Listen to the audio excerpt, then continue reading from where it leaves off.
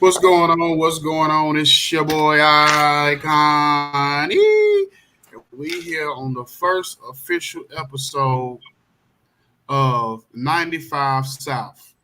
I want to thank God for this opportunity because me and my man Jacob, the great co-host, and you know what I'm saying, basically, you know what I'm saying, he kind of, we've been collaborating this thing for like probably a couple of months now, and just because of a lot of different reasons, we just couldn't really get it together. So we finally got our first about to launch the first episode. This is something a little different. It's not dealing with sports and in it. I mean, could we have some entertainment involved in it, but there's a lot of it's going to have to do with relationships. It's going to have to do with mental health. It's going to have to do with the children of our future. So, so today we have first of all, what's up, man? What's up, Jacob? How you doing today, What's brother? good, man? What's happening? What's happening? Good morning to everyone this morning, man. Rise and shine, rise and grind, man. We got a great topic, got a great guest, and let's go with the 95 podcast. So basically, I'm gonna let my man Jacob introduce our guest this morning, and what the reason why he's on here. He's been a past guest for a different reason on our sports segment, 9910 Sports, but he's here for a different reason. So Jacob, introduce this young man so we can get it going. All right, we have Mr. Jeter. Mr. Jeter was a past guest on the 910 Sports podcast because he is a track and field coach and he worked with kids. But not only that, he's also a behavioral specialist, a counselor. When it comes to behavioral situations which affects mental health and emotional health. And so we have him on this morning to talk about the behavioral part that goes in hand with mental and emotional health, and just to enlighten us on some of the things that we don't understand about the behavioral part of mental and emotional health. And so that's why we brought him on this first episode, because the topic is mental health in the Black community. And without recognizing the behavioral health, we won't understand the mental health. Right. So we here, man. Mr. Jeter, how you doing? Doing good, really good. Glad to be here.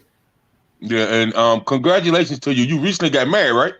Yep, sure did. Yeah. Yeah, I got yeah. married. That's great, man. That's great, man. That's a blessing, man. So I'm glad to see that you married, you happy, man. Happiness brings peace, and we all need that peace, especially with today's society. So Yeah, salute to you and your wife. thank you. I appreciate that. Yes, sir. So behavioral issues, mental health, emotional health. Okay. Uh, for you, um, for you being a counselor, how does all that go hand in hand? Well, your mental health is a direct correlated to your behaviors. When we are in a state of calm or state of peace, we are good to go. Most of our decisions are very well mannered. We can think rationally, these kind of things. But when our stability gets knocked off, or we start to feel strongly one way or the other, even if it's like extreme happiness all the way down to extreme sadness, anger, disappointment. These all things are the things that change your perspective, which causes you to act out in different ways. And working with children, a lot of times they haven't learned the necessary social skills that allow them to choose the right behavior or choose the most beneficial behavior to them. Because we all have choices, and with depending on the situation, we can feel like they are right or not. But ultimately, we want to create a safe space for everyone to be able to coexist, for everyone to be able to learn from each other, and that just takes a little bit of work on each one of our parts, being conscious of the things that we do, so that it doesn't correlate into how we treat other people. Okay. Yeah. Okay. And so, what are things that parents don't know about the behavior issues? What are things that they can't see that's internally that goes with the behavior issues when the parent is not around? Because a Um, lot of times the behavior issues don't happen at home. The behavior issues happen when they're outside the home and they act out, and the parents won't even see it.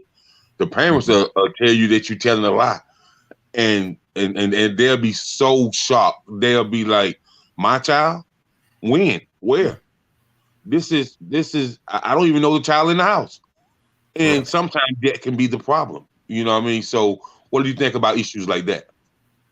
That's very important. I think it's one thing that has maybe strayed away is where children are in a place all together outside of school. So you don't really find too many times where you got a collective group of mothers that wants to get their kids together to see how they interact and play with each other. Not only just to play, but let's go and see a museum. Let's go see a movie where we got to be quiet in there.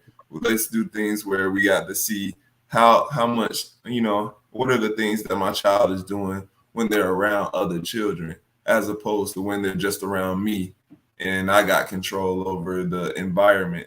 A lot of things in school it's really hard to predict what's going to happen in the school, because Johnny may be feeling a certain type of way and Susie may be having the best day of her life, but whenever they clash or everything and stuff like that, then you start to see somebody like, I don't know, like Michael trying to find a way to get involved in their conversations. And a lot of times you will find a mixture of different personalities, which may cause the child to act out in that way. Maybe they want the attention from those other people. Maybe they are desiring that attention that they want at home. If you're saying, like, if you have parents saying that I don't even hear that they're there, maybe you need to go acknowledge your children, do different things with them, help build those character skills, see the things that you want to see in them, what you want to hear about them in their day, and see how much that can change their perspective on school and what I'm supposed to do to make you happy. If I can just do silly stuff, make you laugh at me and you love me and all this stuff like that, I'm gonna do that for a really long time, because that's comfortable and that's safe. That doesn't really require too much from me as a child. But if you see me as someone that can do hard things and can overcome challenges and someone that you're proud of, I'm gonna act like someone that you can be proud of, if that makes sense. Hmm. Yeah. Okay. Icon. Hold on, yeah, what I'm saying. I got a couple of questions. One, where do the parents fall? Because me and you talked before, and you was on the show briefly, and I told you I used to be a children's counselor. And the main thing for me, the most frustrating thing for me was the parents didn't do their part a lot of times, and they want their kid to be fixed or whatever. And so where do the parents? What's the importance of the parents spending time with the kids and basically, like you say, sitting down, understanding what's going on with their child? Where do they fall in this whole scheme of things when it comes to their child and their mental health? Well, if they are not the, I guess, key component to the child's mental health, because they control the environment. And so the person that controls the environment is really the direct person to assess, where your child is and what kind of space they're in. Because a teacher only sees them a certain amount of time throughout the week. A counselor can only see them during their appointments. But a mother or a father can see them year round, day after day after day. You see the highs and the lows, you see them crying, you see them happy, you see all of these things. And they have a key component, so that helps teachers and therapists to really understand the children and find ways that they can actually help. But if there's no background information, if teachers don't really know what's going on at home, or if parents are overwhelmed with work and they don't really have that time to really build those relationships, it becomes very hard. And as people, we can get kind of selfish and want to please ourselves. But as when you have a child, it's really important to just take that time for them. I mean, I think, I have a different perspective about the things. I think that your life is somewhat put on pause to really enjoy the gift that God has given you. Your life has been put on another track because there is somebody that relies on you. So those are the things that we need to play in our mind to remember when it comes to your child. It's very important for you to really spend that time because you are the key component.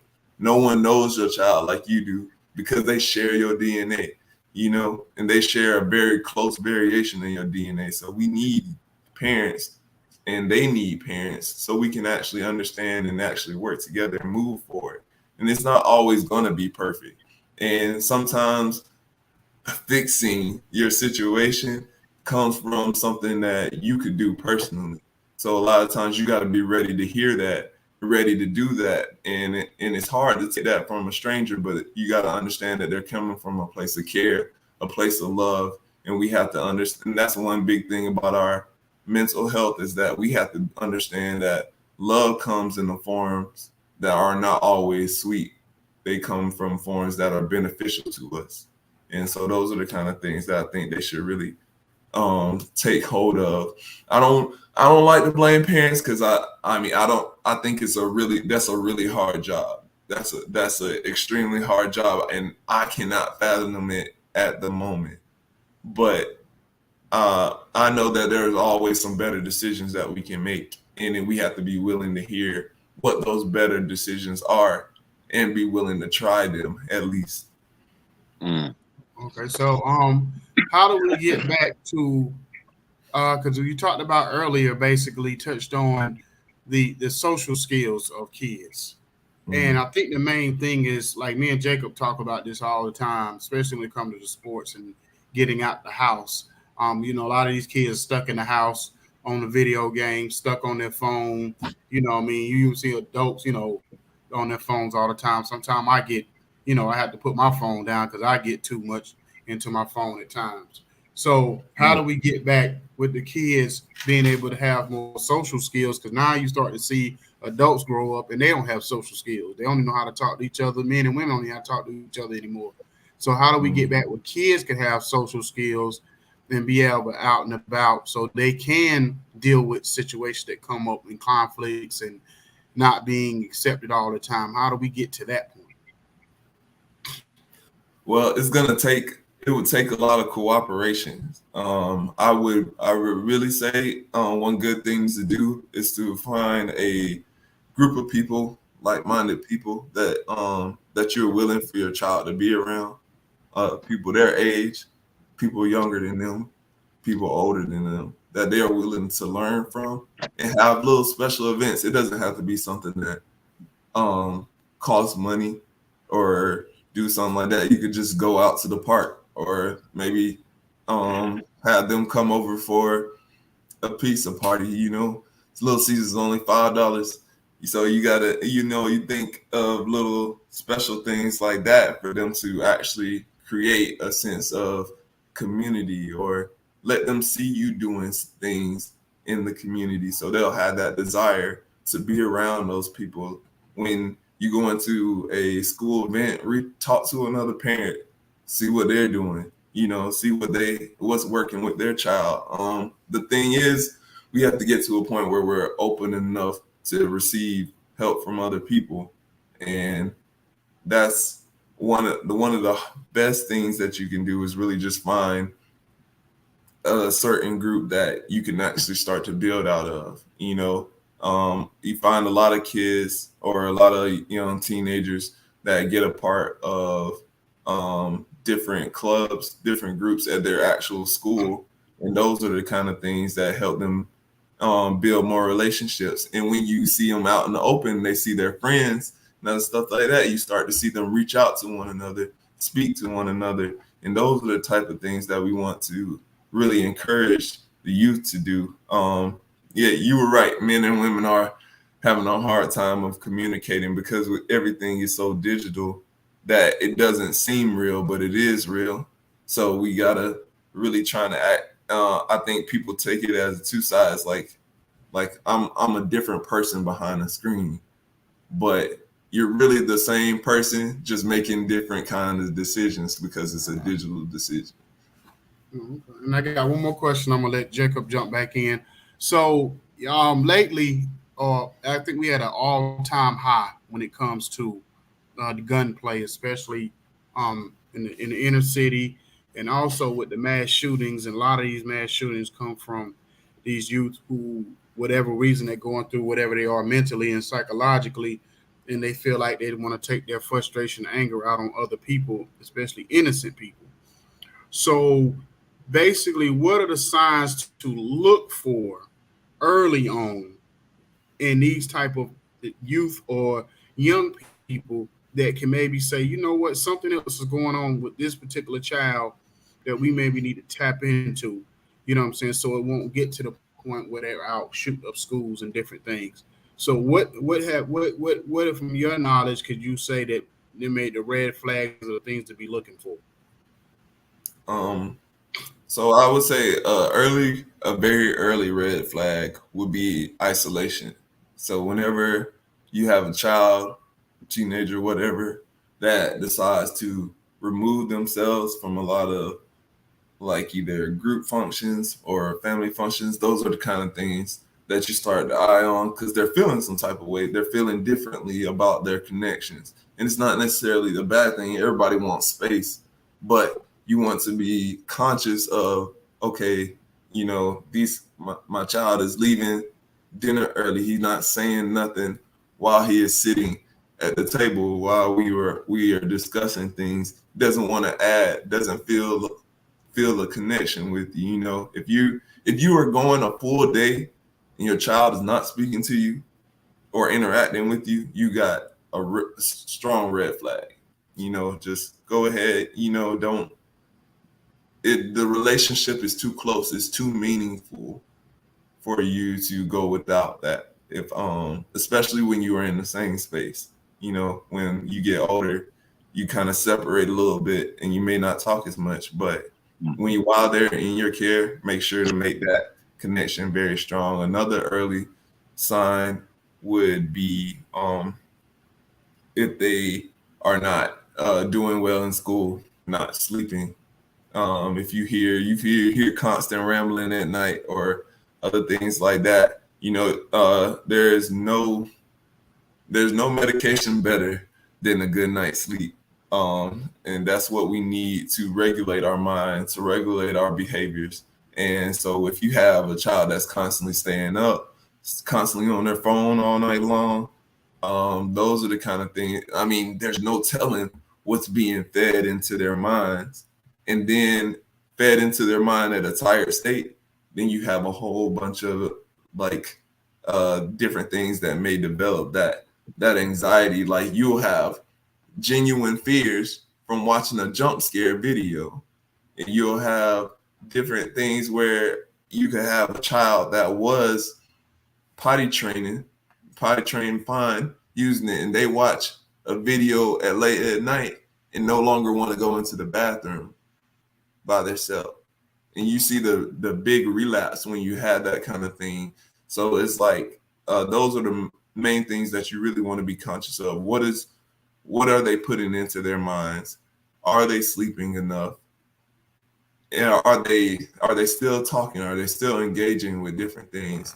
If you have a child that is becoming lethargic or very lazy, try to find something that will get them busy, or try to find them something that they can do productively aside from playing video games. There are a lot of fun things that you can do in the world, and they just have to be open to those things, and not to be afraid of challenges, but to seek after them. And, the same way that you enjoy a video game, the same way that you want to earn achievements and you want to be declared the winner and other stuff like that. There are real aspects of life that you can actually engage in that will allow you to be that and to feel that comfort and feel that desire. That will give you more payback, So Those are the things I would say be conscious of. Okay. So we're talking about behavior issues, but we also talking about mental health in the Black community.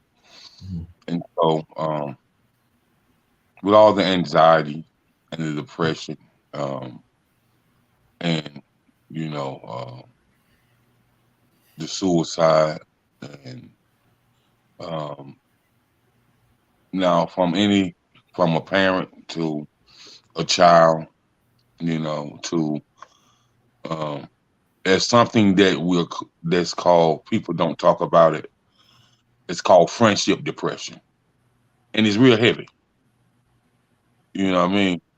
Um, your friends can really make you depressed. Your friends can say things to you to make you feel like you don't hold any value.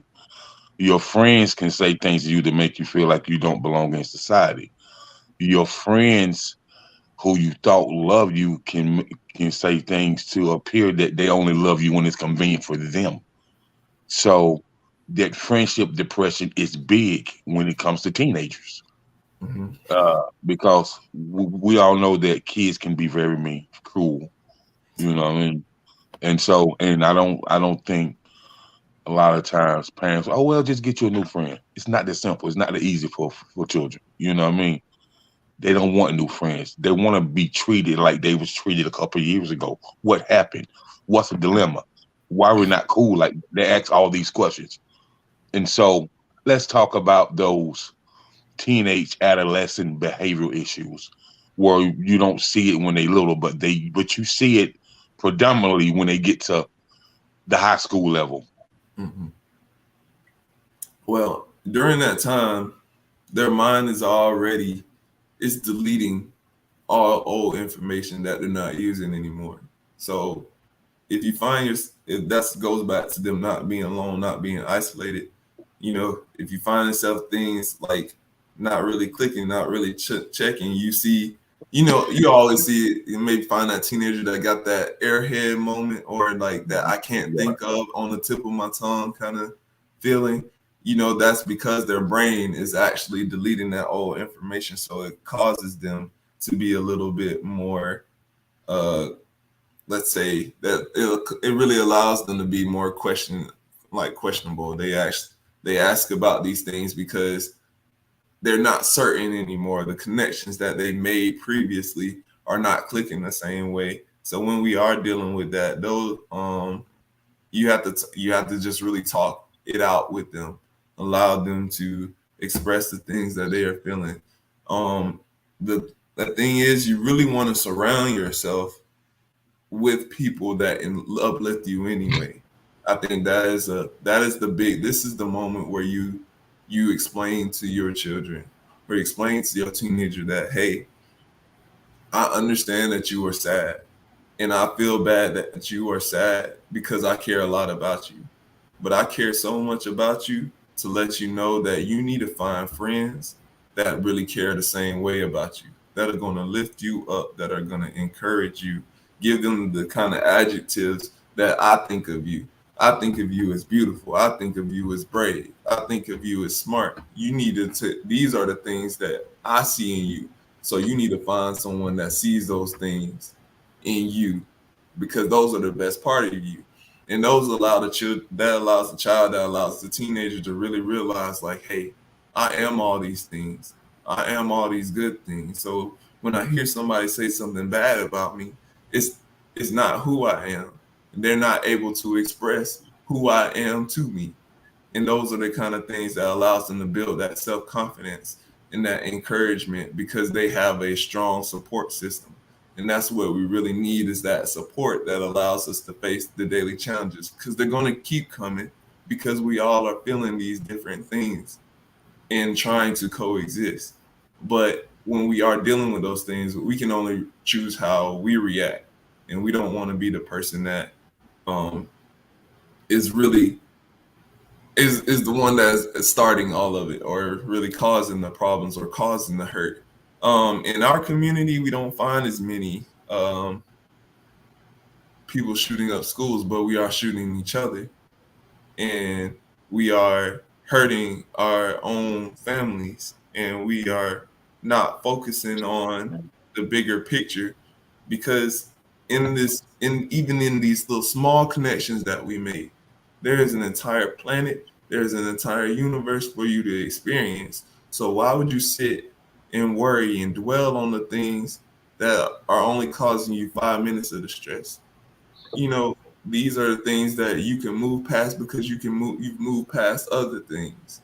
And if you choose to move forward, then there's no stopping you. But the moment that you stop to react to something, everything in life can catch up to you. Everything in life can stop you right there in that moment. So if you got so much of a life to live, especially as a teenager, live it out. It may not seem good right now, but once you start to get a chance, once you start to get a hold of the things that everybody's been trying to teach you, trying to help you out with, you get to see such a beautiful life. You get to see that real aspect of what things are meant to be. It's like if you just take the time to really stop knowing it all, to choose to be a beginner at it, then you will really see all the benefits that really can come into your life. Okay. So let me jump in for a second. And I want you to kind of listen to what I'm about to ask you, because I think, I know some schools across the country, they attempt to experiment with kids wearing uniforms to school. Um, it started to become a bigger thing. I know in Georgia at one time, it's been hard. I've seen it's been kind of at the school my kids went to, it was kind of harder for them to implement it there. So the reason why I believe that across the board it should be like mandatory instead of you wearing like whatever clothes you wear, because that saying that you hear a lot of people say, well, when I was a kid, I didn't even realize I was poor because everybody else was poor. So we was all living kind of the same world. So you just, as a kid, you just being a kid. You don't even think about that kind of stuff when you're younger. And then eventually things happen and you start to realize, oh, well, we not doing that well.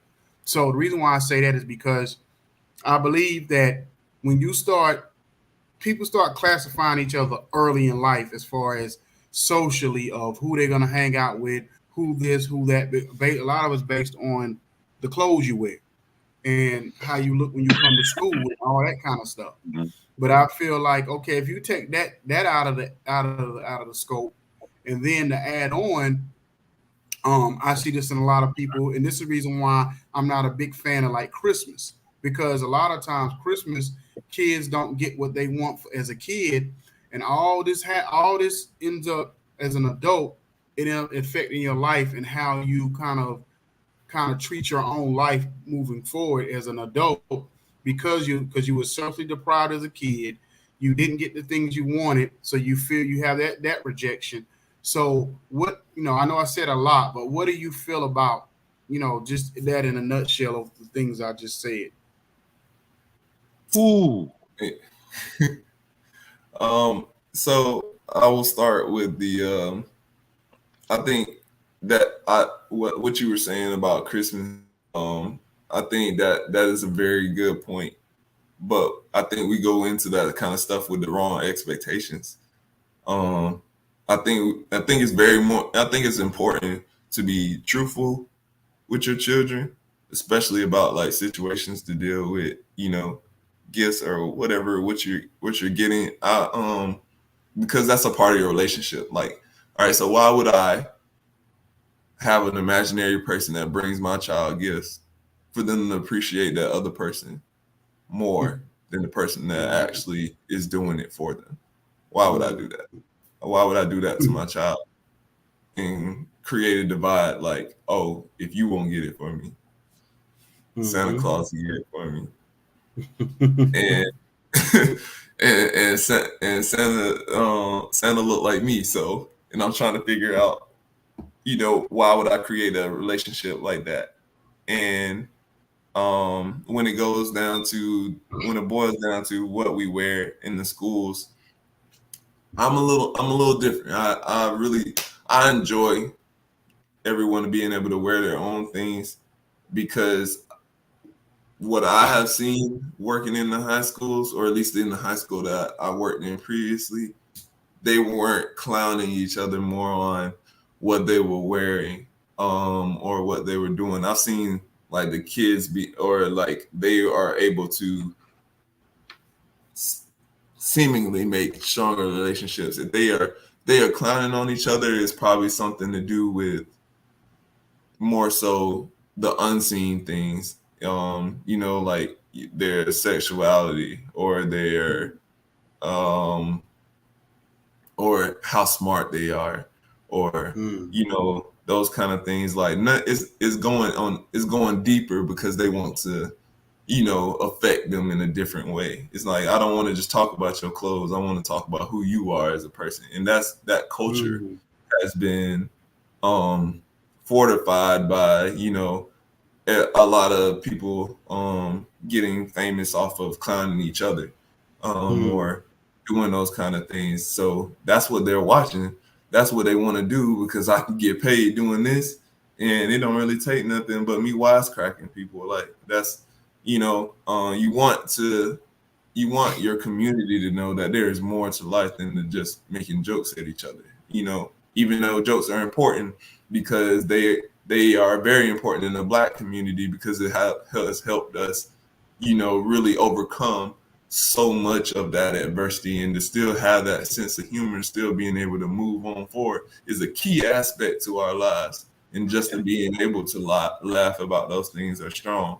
But sometimes everybody doesn't have that mental fortitude and that kind of experience, so they're not ready to take those kind of jokes or that kind of treatment. I've seen people wear the uniforms and it be very beneficial. Everybody seems to focus more on the actual school aspect. And I think that there are benefits to it. And I feel that if there are parents that want that kind of thing, they need to find the schools that do have that policy, and maybe through that parent interactions, when parents want their children to live that kind of life, then other schools will see it, other schools will require it, because they need children coming through their halls just as much as the next school.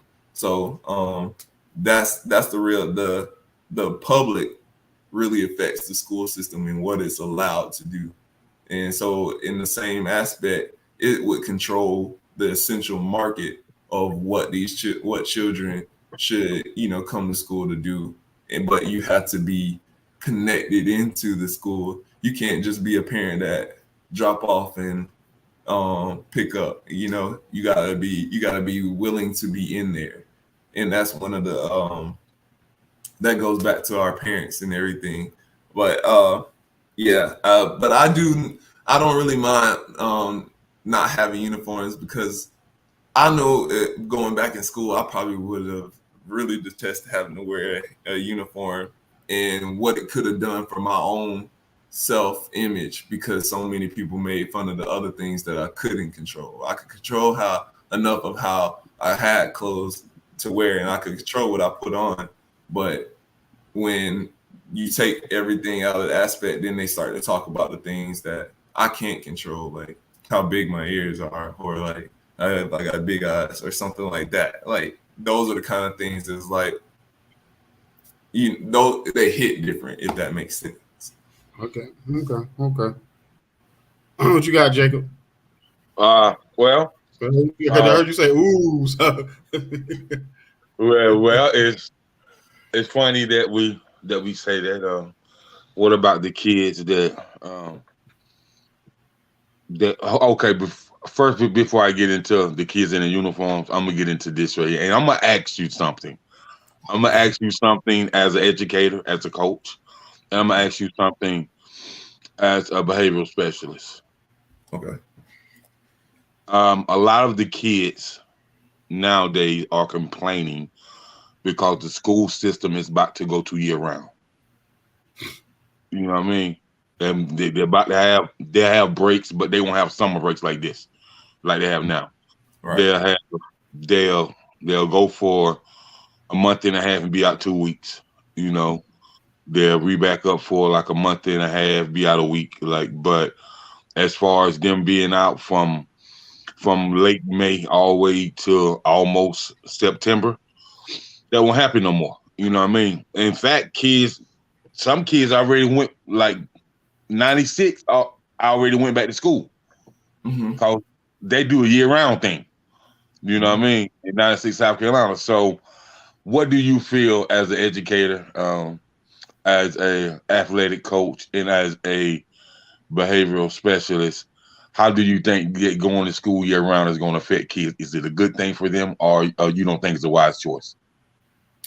Um, I I think it's a good thing, but here's my reasons. So, as a educator, it's good for them to go year round, so they will retain more, so that they will be able to push forward a little bit more. I mean, they have uh, kids nowadays have a beautiful like setup to where you could just go to school and then not really have to pay. Like they can go straight into a technical school, they can get a associate's degree and not have to pay. And it's like so like that's so perfect because that's one of the things that I worried about so much coming out of high school. How I'm going to pay for things. What do I got to do? I was making sacrifices. I was running track just to find a way to make it to a school. Now you tell me you got places you going for free, other things like that. Kids are graduating early at 17, 16, 14 years old, these kind of things because they're going through those schools and they're taking that time. And once you get the schooling, then you can start to work on the skills and development. And it's really nice to be able to do that while you are young and while you can do that. So going year round is not that bad because you actually get more days off in a sense. And those 2 week breaks are really nice. So you gotta understand that those kind of things play a factor into helping them learn. But a lot of kids don't see school as a benefit to them. So that's the kind of thing that we really struggle with. As a coach, I would love it too because that gives me more time to train, more time to be with them, more time to actually interact with them, less time for them to get in trouble. But as a behavioral specialist, I think as long as the year round does not become to where it's overzealous. If we start to find a lot of kids that are broken down, mad or angry, then we start to see more of those problems, more of the school shootings, more of the people attacking one another, more riots. Those are the kind of things that really incite those kind of feelings. So we have to be conscious of it. But the year round would also help because there's not a lot of time for them to build those things, for them to go on continuously because there's a break. So it's like things, all right, everybody's stressed, we working. All right, let's put it down, let's take a break. You have a long enough span to relax, recover, and do those things. Now, kids nowadays have so much of a full schedule, especially athletes. They become Yeah. overworked and they Hmm. become overtrained and they come back into the school and they more tired than when they left because the coach done have more time to deal with them and the coach done have more time to put them put them in the dirt. They working really hard out there. So those are the kind of things that are going to play a factor when they come back. Just because they have more time doesn't necessarily mean they rested. And that's the kind of thing that we have to be conscious of year round. People who are going year round, make sure that your children are actually resting through that 2 week period, as opposed to just doing stuff like even with practice or other stuff like that, or going on trips because trips can be exhausting just as well. You need to Hmm. make sure that you are doing some things that are more like rest and recovery, like go get family massages or go do a maybe a group meditation or walk and hike or do those kind of things together, something calm and relaxing, and use that to build up to your trip. So they'll have something like that, and make sure to give them a couple of days to recover before they come back. Don't just come back from the trip and boom, because we know how we hate coming back off of vacation, going into work. So those are the kind of things, same kind of concept. And if you can prevent it for somebody else, you should at least try to give it a try. Well, before you ask your next question, I wanted to kind of stretch this out a little bit, because the reason why I agree with what you're saying wholeheartedly is because I do believe that a lot of time, like you said, by the time you get 12th grade and you got this routine of going to school for 7, 8 months, 6 months, with 9 months, and then having this 3 months off, then you're kind of lost. Because, that first, especially if you don't already have a plan of going to college or whatever, if you have to go straight into the real world, you're lost. So if you're going to school year round, you already got a routine to get up and do something every day, you know what I'm saying, for the most part. And then I know when I was a kid, I wasn't a bad kid, but I had a lot of mischievous moments. And most of my mischievous moments came in the summertime, that 2-3 month period of time when, if you're not on the basketball court or playing football, when you got that downtime, you kind of doing other things. You start to get yourself caught up in the stuff you ain't got no business being caught up in. So I do feel like that we should go to year round and then I know they did like studies on this years ago when certain schools started doing this, where actually kids were actually coming out better, especially I think a lot of those kids that were struggling, there was the ones that you could keep more engaged if you go in year round. But if you stopping for 3 months, and I know how it is, most kids that's not like the A students, it takes them a minute to get going. You know what I'm saying? It's gonna take that first couple of months for them to be like, you know what, I ain't ready for this new math or this new whatever science. I ain't ready to be doing all this. So they get frustrated, start lashing out on the teachers and all that kind of stuff because of that. You know what I'm saying? Because they're frustrated. And when kids get frustrated, the one thing they do is, if they don't know how to communicate the right way, they'll lash out on the teacher and start, walking out of class and cursing the teacher out or cussing other students out, and they're mad every day. So I do agree with that. So, but yeah, go ahead, Jacob. I was in the ice cream parlor in 96, South Carolina. So the lady that owned it, her son was talking about school, and he was like, I'm so displeased with school right now, I don't know what to do. He said, I'm going to the 11th grade, had a 3.9 grade average ever since I've been in high school. I don't get in trouble. Beta Club certified, young farmer certified, young homeowners of America certified.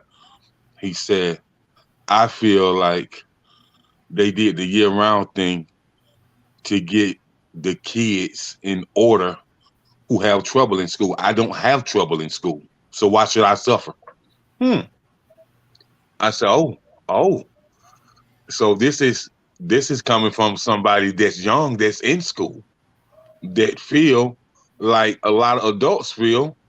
Why should the laws change just because people can't construct themselves to follow laws?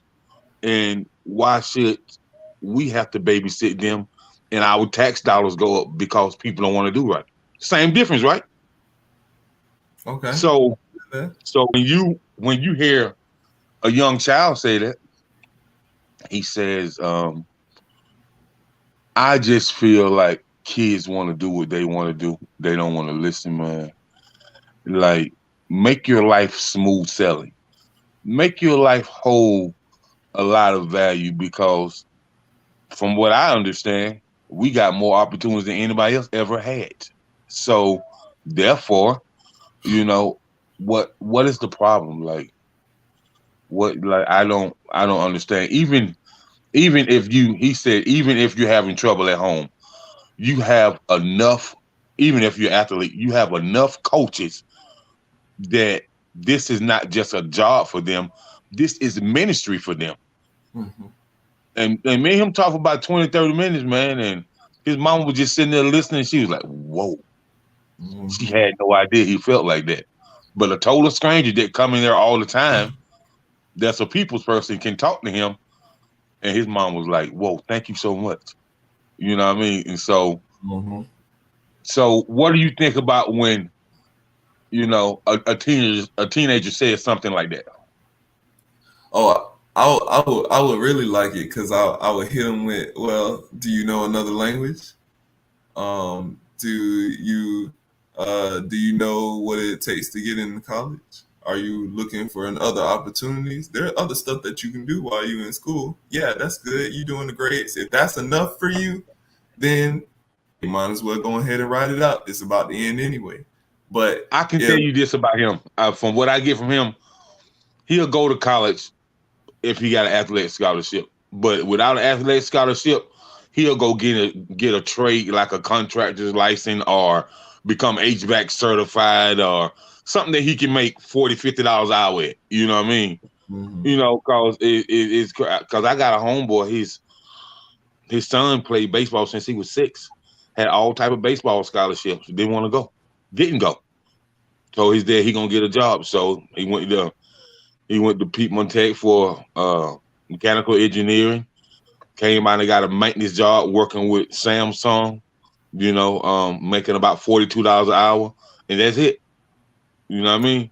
Listen, ain't nothing wrong with that though. That's great. That's the kind of thing that you want to encourage. Like there are always that he still went out and he learned something. That's a benefit to other thing. I think we are going back to wanting to like teach our youth actual trades because they're dying, they are struggling, they need people that understand it. And so the only way we can get more people to understand it is if we actually get them involved. But during a certain part of our history, they started taking trades. Like you could get certified in high school, straight out of high school and be good, Yeah. and stuff like that. But they take that away because, you don't want too many of us to get the trades. You don't want too many of us to start learning the things where we won't have to interact or rely on somebody of a different culture or a different ethnicity. Like you don't really want our community to grow as strong in those different things. So they take them out of the schools and make them not so easy to access. That's when you start to get standardized testing and all these things that are supposed to show that we are, getting smarter. However, we're still behind some of the other countries when it comes to intellectual things. So is it really working, or are we trying to just, play our old cat and mouse game? Like, are we really talking about advancement? Are we really talking about the things that are going to allow these the generations to come to actually interact on a high level, a high conscious level, to where they are thinking mentally about their own personal health that will help them encourage the health of others, for them to feed into their lives, for them to be the next doctors, for them to be the next electrician, that electrician that come to your house. Then when your lights have went out after you done had a long week of work and you done been cussed at and all this other stuff like that, that's a godsend. So you got to find those people and create those people in our community, and that comes from valuing each other, valuing ourselves, because you never know where your help's gonna come from. Talk about it. That's right. So Hold on. listen, You man. know what's funny? You know what's sad was that real quick. You know what's sad is that during COVID, that a lot of parents struggled. I mean, struggled mightily with having to be around their child all day long, as far as having to help them with schoolwork, having to deal with their behavior issues, or whatever the case may be. They struggle with it. You know what I'm saying? Because they so used to putting them on that bus, dropping them off at school and daycare, going about their world, and leaving it on the teachers. And I think, if nothing else, we should have had a greater appreciation for what teachers have to do every day, because they dedicate their life of dealing with your child. Yeah. Probably, of course, 40 hours of the week. It's it's almost like a partnership between the child and the teacher, because they got to deal with your child that much throughout the week and a day. So, and the thing about it is, we lack big mamas. And when, for people that don't want to know what I mean by big mamas, is that older grandmother who she basically, that's what she did. She dealt with the child. She fed them. She made sure she disciplined them. She made sure they was good. And my grandmother was to the type. Me and my sister was talking about this the other day, and she did. She kind of thought about beyond, outside the box, because the fact that she wanted to keep us out of the streets or whatever. That she, like, if she seen that we was interested in something, she would go out. Like, my sister was in it and wanted to play piano. She went out and bought her a piano. I played sports. She went out and built me a basketball goal, and she would get volleyball nets, and she would get horseshoes, and she would do stuff that right there. Like, my friends could come over to the house, and cousins could come over to the house, and we could play right there in the yard. We'd never have to go anywhere. So I'm saying that I just wanted to say that, is that the thing about it is that's the crazy part, is how much parents struggle just to be around their own child every day. Then I think that's why I think parents are going to love year-round school. Right. Well, I can understand that point, but let's talk about teachers. Let's talk about overseas, like in Dubai, like in Norway. So their government runs different. So, like, you're a teacher and an athletic coach. Mhm. In Norway, that's a government job. The government pays you. You know what I mean? And so I see in Canada, school teachers are paid by the government. You know what I mean? I see in France, school teachers are paid by the government. I see in Germany, school teachers are paid by the government. So it's like, why is America so far behind? Because educators are like a educator is like a nurse, a doctor, a lawyer, veterinarian. That's a high-end job to be an educator. It's no easy course. It's no easy job. It's a lot of mental and emotional things you go through when you become an educator, because you're with people, kids, more than they are. And so you become the pastor, the counselor, you become the life guide. Like, it's a lot that goes with that. And so what do you feel? Do you feel like an educator's job should be a government paid job? Why or why not? Well, it is. Well, our educators are paid essentially by the government or through a government system, but it's like the way education is now. So I'm very strong. Like, I think they should be paid at a higher level. I think that the government should fork over more for the teachers that are that are continuing their education, that are making those sacrifices. I believe that teachers do need to get paid more. But the way that education is going, and we are becoming a lot more digital, a lot of this time is spent with the children just interacting with their phone. Interacting with their phone anyway, or interacting with their Chromebook or computer screen, while the teacher can just sit there. Those are the kind of things that I actually take into consideration. Like, okay, so when we get paid more, is that going to allow us to do more, or are we going to accept the higher pay and then continue to do what we are doing? Because it is a lot of stuff, and you're doing it at this space. But if you're getting paid more, are you going to go the extra mile? Are you going to be that teacher that calls home? Are you going to be that teacher that knows what's going on in their student life? Or are you going to be that teacher that come in to dress nice and walk back out, and to live your life and to use your children as Instagram credit? Are you going to be that kind of person? When it comes down to getting paid more as an educator, you already knew the job was heavy. You're doing it from more of a caring and nurturing perspective. When you start to get paid more, and that's time to elevate what our education looks like. And I think and they have no control over what it looks like, because it's being fed to you by the government, because you have to cover these standards, and you can't just build relationships with your children. With your kids, your students, as well as if you could if you were the one designing the lesson on what they should be learning. That's where you see a lot of difference in the charter schools that have more of creative approach to how they get paid way more. Teachers in charter schools get paid way more. Right, exactly. And when I say government, what I mean government, if you know anything about government pay, like you have a first year teacher would be a E1.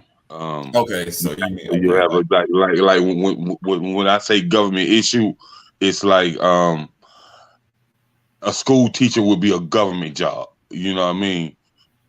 Just like the in the Department of Corrections, you have state correction officers and you have government correction officers. You know what I mean? You have federal prisons, state prisons. So a school teacher job would be a job that is paid for by the federal government. Your paycheck would say federal government on there. You know what I mean? Instead of now, the school teacher job is paid.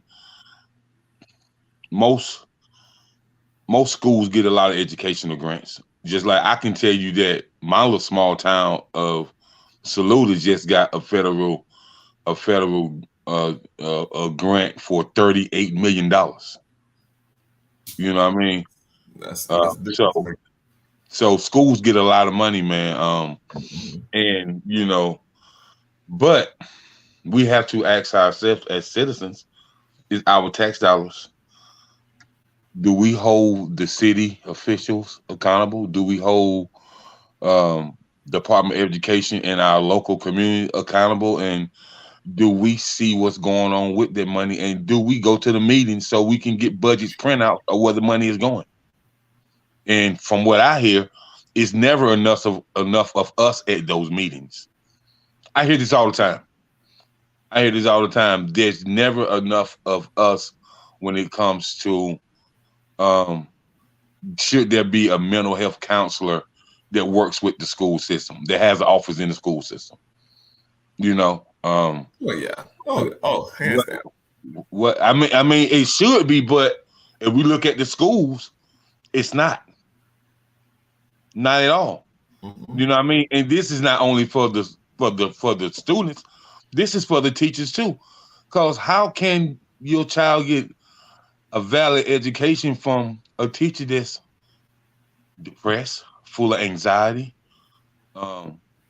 contemplating teaching you the child this day and contemplating on suicide when they get home? Like, it happens.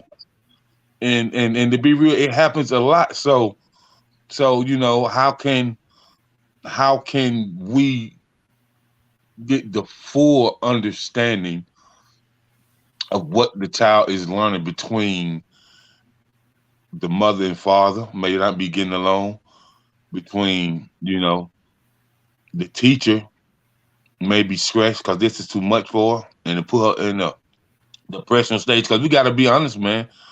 Some of our children, and I love the younger generation, but some of them are blatantly disrespectful to these teachers just for no reason.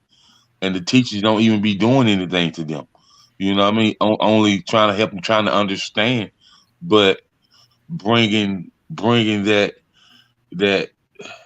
turmoil from the home front into the school system can, like, I got a white friend, man. He taught school for 13 years in Columbia, South Carolina. He quit when he got a health insurance license, started his own health insurance and life insurance brokerage firm. And he told me it's the best thing that he ever could have did. He said, because I just couldn't do it, Jacob. He's like, I'm not built like that, bro. He said, I'm not built like that. He said, man, I was leaving that school having headaches. You know what I mean? I ain't having no appetite. He said, I'm not built like that. And so I'm glad you recognized it. You know what I mean? And so a lot of people don't recognize stuff, man. But that mental health counselor that's on deck, that can help all principal, kids, coaches, teachers, everybody, man. Like, it's needed in the school system, man. And so how do you feel the school would benefit from that? I think they will benefit greatly. The only thing is finding a mental health counselor that's willing to work in the school. or work with kids as opposed to having their own or working in a clinic or other things like that, because not everyone is built to work with kids, and it is hard because you have to deal with the ignorance that they don't know, they really don't know. And then when they find out, when they learn, they may not choose that, they may not choose to interact with that, and you still have to deal with them even if they choose not to grow in that aspect. And so it's a really hard thing. So I mean, if it comes down to the point where you are feeling to where you cannot really cope with it, you really need to walk away. I don't want to air my wife's business, but she was able to walk away from teaching for a while because that helped her in that aspect, what she wanted to do and venture out, because she recognized it. But there's still a teacher in her.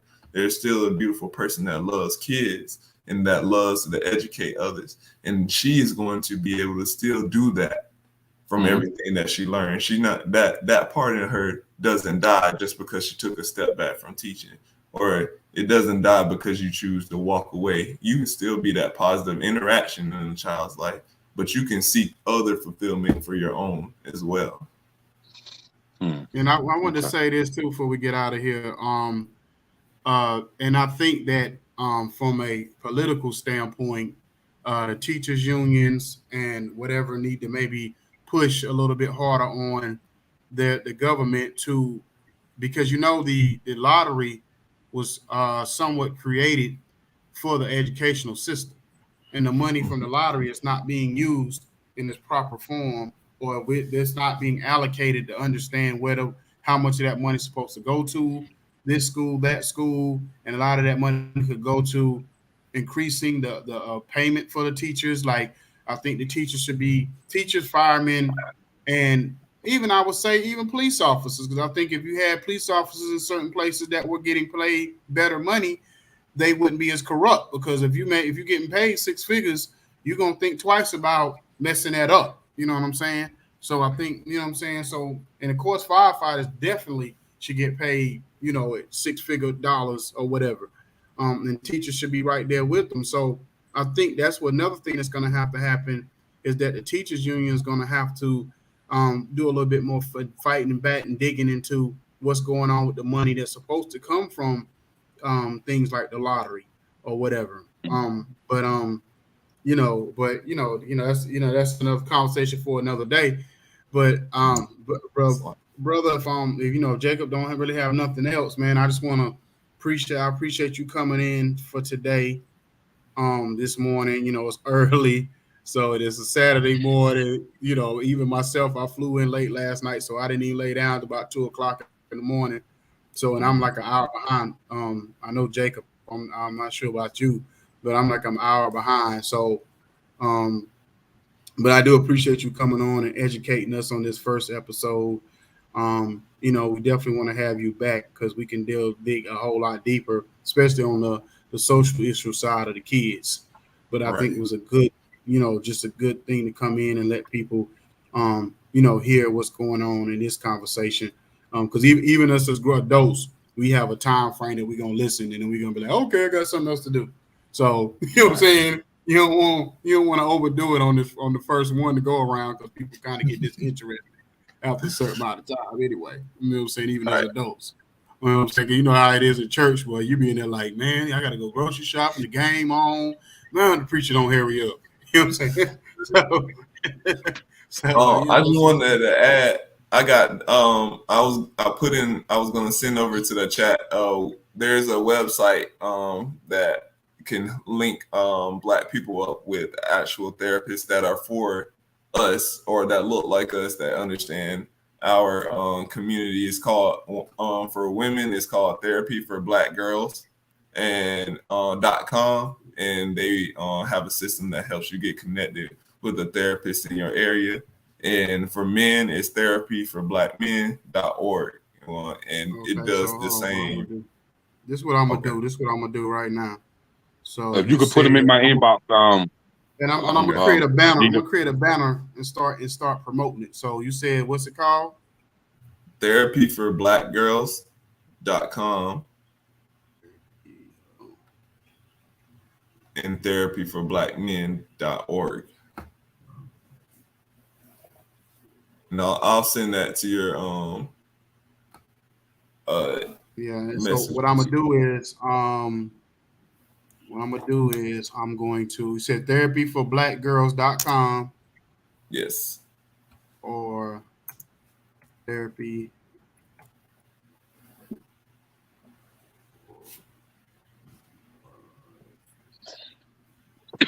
You said .org, right? Yes. Okay. So what I'm gonna do is when we promote when we doing episodes, whether it's the sports or whatever, I'm gonna put that on the screen and let people know about it. You know what I mean? So we can kind of bring awareness to this on a regular basis. As Right. far as what people need to go, want to go or whatever. Because like even with our athletes, you know what I mean. They sometimes they need somewhere to go to. As far as, and that's not just about what we're doing here on this particular episode. So athletes need those, need that too. So, but yeah, definitely we're gonna promote that heavy, so people know exactly where to go. But like I said, me and Jacob created this show just for moments like this because we could talk sports all day, but we know we knew our importance was to tap into some of these other issues too. You know what I mean? And some of these other things that go on in our community that a lot of people don't either want to talk about or don't know how to talk about. A person like you that come on and can bring your expertise to how to deal with certain things may open up those conversations for us to move forward and to heal, if nothing else. Thing about Black people, we're probably we have PTSD. I think almost every Black person has PTSD and don't know it, or some form of it. You know, whether it's mild or major. And the thing about it is we are raised to kind of not talk about things and not to deal with things head on. And then, what I mean, we grow up and as adults and we never unpack what's going on in our heads until something major happens. And then that's when we finally, but I think that we are getting better as a whole of knowing that it's nothing wrong with going to go see a psychiatrist or whatever and sitting down on somebody's couch and kind of unpacking what's going on in your head. You know what I'm saying? We all need somebody to talk to, and your homegirl, your homeboy, sometimes ain't gonna get it. You know what I'm saying? Because they gonna be and told you something crazy, and you really be messed up. So you Right. know what I mean. So Mm-mm. anyway, I appreciate you coming on, and definitely I don't know if you got any other shout outs or anything social media you want to let us know before we let you go. I just want to praise God for the opportunity and the changes that He is going to make in the lives of Black people in the world around us. And I also want to thank my beautiful wife for supporting me, and my mom and dad for cheering me on. And I appreciate my support system that has allowed me to learn so much of what it takes to be an emotionally healthy person. And I pray that we continue to be able to do that for other people. And thank you too for this opportunity. This really means a lot to me, so I appreciate it. Yes, sir. Yes, sir. We All right, appreciate man. you coming, All right, man. Jeter, and I'll definitely be in touch with you. Okay, dope. Sounds good. All right. All right.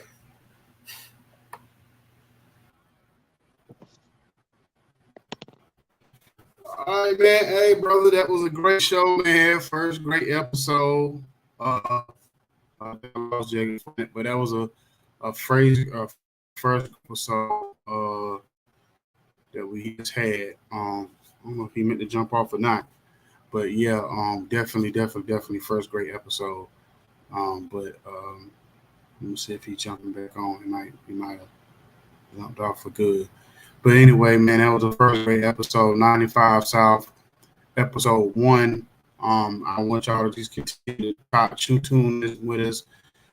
Hopefully we'll be here every Saturday morning at the same time, 8:15 in the morning, Eastern Standard Time. So hopefully that's how we can keep this going every Saturday, at least every other Saturday, to keep these episodes going. But, I'll holler at y'all next time.